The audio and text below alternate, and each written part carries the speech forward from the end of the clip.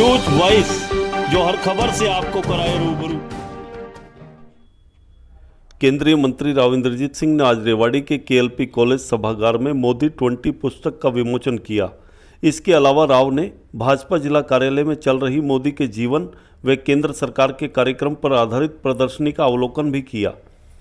इस मौके पर पत्रकारों से बातचीत में केंद्रीय मंत्री राव इंद्रजीत सिंह ने कहा कि प्रधानमंत्री मोदी के नेतृत्व में देश आर्थिक व रक्षा की दृष्टि से मजबूत और सशक्त बना है और मोदी की गिनती आज विश्व के प्रमुख नेताओं में होती है।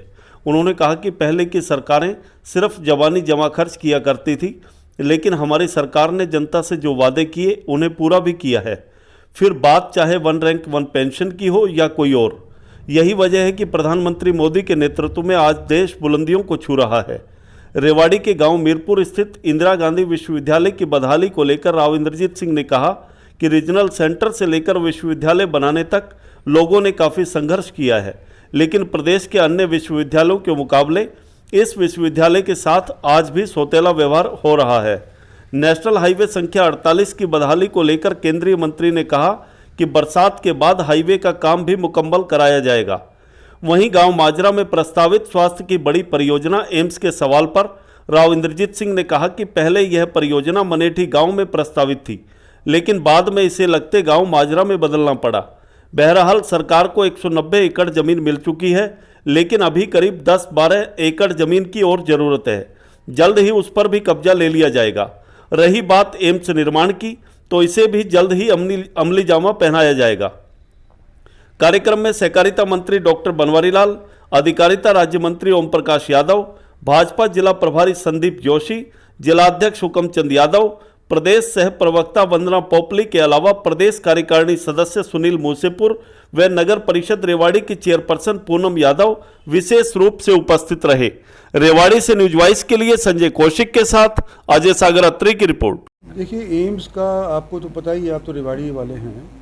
एम्स के अंदर पहले हमने मनेठी के अंदर ये आयोजित किया था। मनेठी के अंदर सेंटर की जब टीम आई तो उस टाइम के ऊपर उन्होंने ये देखा कि जिस जगह के ऊपर एम्स तजवीज़ गांव वालों की तरफ से किया जा रहा है, जो ज़मीन फ्री के अंदर वो देने लग रहे हैं, वो अरावली को दे दी गई थी। यानी कि डीम्ड फॉरेस्ट के तौर के ऊपर कागज़ों में वो दर्ज हो गई थी। और सुप्रीम कोर्ट के आदेश ये हैं कि जो डीम्ड फॉरेस्ट भी होगा उसके ऊपर कोई कंस्ट्रक्शन आप नहीं करेंगे। तो वो जगह हमको चेंज करनी पड़ गई और चेंज करने में समय लग गया। और माजरा वाले जो बगल का गांव है, उन लोगों ने कहा कि भी हम अपनी ज़मीन तुम्हारे को दे देंगे। उसमें समस्या क्या हुई कि कुछ लोग अपनी ज़मीन देना नहीं चाहते थे और जितनी पूरी ज़मीन पंचायत की होनी चाहिए थी 200 एकड़, वो गांव के पास थी नहीं। तो हमारे को लोगों से रजामंदी के तौर के ऊपर ज़मीन ख़रीदनी पड़ी और इसके अंदर काफ़ी समय लग गया। तो आज के दिन 190 एकड़ के करीब ज़मीन सरकार के कब्ज़े में आ गई है, जिसका या तो पैसा मुहैया कर दिया गया है किसान को या पंचायत के साथ एक्सचेंज कर ली गई है। तो 190 एकड़ के करीब तो आ गई है। 10-12 एकड़ की अभी आवश्यकता है। जो लोग फ़ौज के अंदर हैं वो जब तक छुट्टी पर नहीं आएंगे तब तक कि उसकी रजिस्ट्री नहीं हो पाएगी। तो मैं समझता हूँ कि हरियाणा सरकार ने जो अभी तक हमको बताया, डॉक्टर साहब साथ बैठे हैं, कि पिछले इसी महीने 5 सितंबर को भारत सरकार को हरियाणा ने चिट्ठी लिख दी है कि आप अपना कब्ज़ा एम्स के लिए ज़मीन के ऊपर ले लो और बनाना शुरू कर दो। सर, आज का विमोचन भी करेंगे, इसको लेकर सर क्या करेंगे? देखिए, ये आज से 2-3 महीना पहले हमारे राष्ट्रपति जी ने इसका विमोचन किया था और देश के पहले ही कोई प्रधानमंत्री हैं जो बतौर या तो चीफ मिनिस्टर या बतौर प्रधानमंत्री 20 साल टप चुके हैं। तो ये 21वां साल शासन के ऊपर उनका आज के दिन चल रहा है और जो इनका अनुभव है उसका फ़ायदा गुजरात वालों को पता चल रहा है।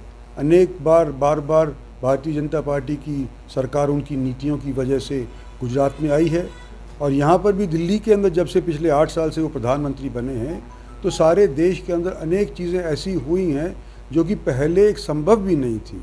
और उस चीज़ का मैं करूँगा तो बहुत लंबा ब्यौरा है, लेकिन मैं ये कहना चाहता हूँ कि सबसे पहला जो प्रधानमंत्री ने जलसा किया था, जब प्रधानमंत्री के तौर पे वो डिक्लेयर भी नहीं हुए थे, तो रेवाड़ी के अंदर किया था और वो फ़ौजियों ने किया था। ये फ़ौजियों का गढ़ माना जाता है और 1 रैंक 1 पेंशन उस टाइम के ऊपर यहाँ ऐलान करी थी। तो और तो सरकारें सिर्फ ज़बानी जमा खर्च करा करती थी, हमारी सरकार ने, प्रधानमंत्री नरेंद्र मोदी की सरकार ने ये फ़ैसले को अमल किया और पहले ही साल के अंदर जब हमने ये 1 रैंक 1 पेंशन लागू करी तो 8,500 करोड़ रुपया सालाना रिटायर्ड फौजियों को एक्स्ट्रा देना मंजूर किया था और आज के दिन वो बढ़ करके 13,500 करोड़ करीब सालाना खर्चा होने लग रहा है। ये बातें हैं मोदी जी सर, एक लास्ट क्वेश्चन सर, शिक्षकों की बात करें, आधारभूत ढांचे की बात करें, कहीं ना कहीं आप सांसद भी हैं सर, कहीं ना कहीं जिम्मेदारी भी बनती है, तो क्या है सर इसके लिए करने वाले हैं? देखिए, जब जो मैं अकेला ही नहीं, ये जो विश्वविद्यालय बना है इसके अंदर कई लोगों ने संघर्ष किया है। मैं अपने आप को इस चीज़ का श्रेय नहीं देना चाहता।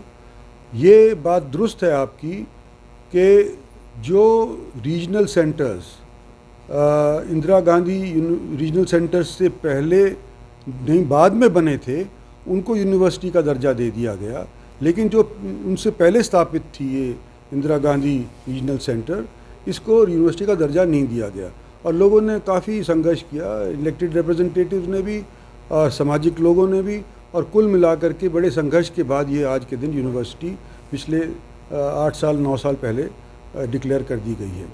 इसके अंदर फिर भी एजुकेशन का, पैसे के योगदान का सरकारों की तरफ से, यूनिवर्सिटी की तरफ से और यूनिवर्सिटी की निस्बत कम मतलब पैसा मिला है, तो उसको दुरुस्त करने में हम लगे हुए हैं। और हमारा इस रोड के लिए जो पैसा मंजूर हुआ था, आज से कोई 6-8 महीने पहले हो गया था, बरसात शुरू होने से पहले एक ठेकेदार भी निर्धारित कर दिया गया था कि इसकी मरम्मत करवा दी जाए। जो ठेकेदार अनफॉर्चुनेटली निर्धारित किया गया था टेंडरिंग प्रोसेस के बाद, वो भाग गया और दोबारा से रीटेंडरिंग की आवश्यकता पड़ गई। अब रीटेंडरिंग के बाद भी हमारा नया ठेकेदार तो हमने मुहैया कर दिया है, तो ये लगा दिया है, लेकिन क्योंकि बरसात के दिनों के अंदर ठीक ढंग से रिपेयर नहीं हो सकता, इस चीज़ की इंतजार थी कि कब बरसात ख़त्म हो और ये कार्यक्रम शुरू हो। तो जैसे ही ये बरसात ख़त्म होती है, कार्यक्रम शुरू। धन्यवाद।